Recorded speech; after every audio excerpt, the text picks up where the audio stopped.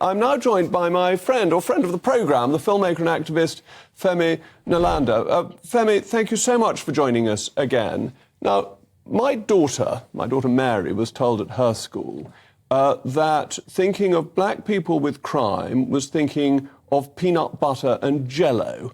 Is that a thing any child in the United Kingdom should be told?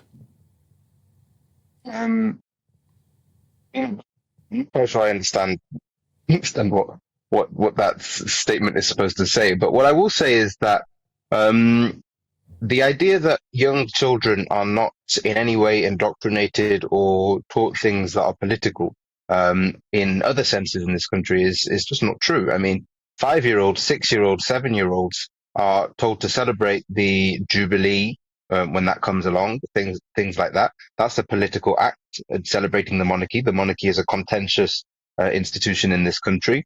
We're told from very, very young age things like Churchill was a great person. We're given a very, very, very specific view of history. We're taught geography, we're taught all of these subjects from a very young age. Education in and of itself is the way we shape the worldviews of the next generation of people. And part of the reason the UK has such a problem coming to terms with its history and coming to terms with its present and some of the issues it has with racism in its present is because of our education system. Not even to go into the fact that the education system was found to be one of the, in terms of kind of ethnic minority and white students, I think the Organization for Economic Cooperation and Development a few years ago found that the UK has one of the most segregated school systems in the world. Ethnic minority students go to their schools, white students go to their schools, and they don't mix enough. So, of course, racism is something which exists in the country, and of course, it's something which we should learn about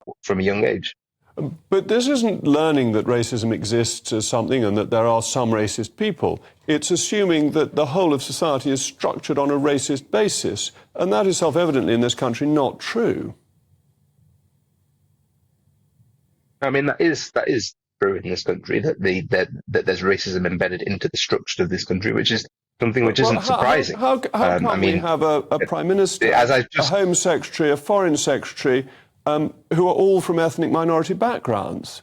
How do we manage that if we're such a racist country? If you want my honest opinion, if you want my honest opinion on why, let's talk about the Home Secretary, for example, on why Suella Braverman, Priti Patel, these people have been co-opted into the role of Home Secretary. It's because if you had a white Home Secretary saying, let's ship all the refugees off to Rwanda, it would be a much more contentious statement. I mean, the Conservative Party has done a wonderful job at co-opting a few minorities to get away with saying things that they haven't been able to say in the past, and to get away with pushing some of their most anti-migrant, anti-human rights policies, such but that's not true. abandoning this has been said by every member of the Conservative Party. I mean, even Ken Clarke, who you can't claim is from an ethnic minority, has made it clear that he supports the policy of sending people to Rwanda. This has huge support in the country at large, and I think to view Suella Braverman as a veneer is desperately disrespectful to her.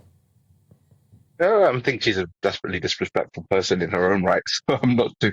She's only you there don't because agree with her politically, but that's different. It's fair enough not to agree with her politically, but to think that she's a patsy seems to me to be entirely unreasonable and something for which you have no evidence. I don't think so. I don't think. Well, I mean, saying things without evidence is something which you're very well acquainted with, and which GB News is very well acquainted with at the end of the day. But nonetheless.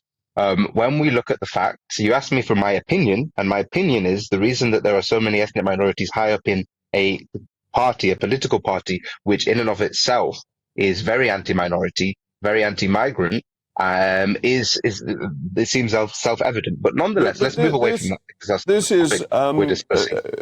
Wishing to have it both ways. Let's move away from that. So if there's any evidence that Britain isn't racist, you say that's mere tokenism. And if there's any evidence that there is racism, you say, well, that's endemic across the whole of society. There's plenty of evidence that Britain.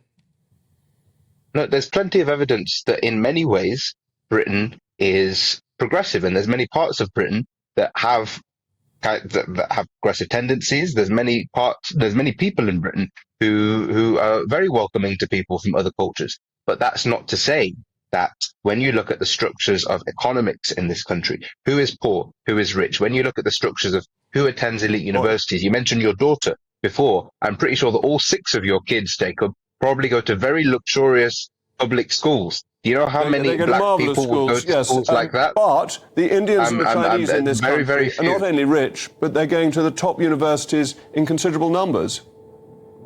That's the success of it. Of course. I mean, I'm not thank denying. you. There's no.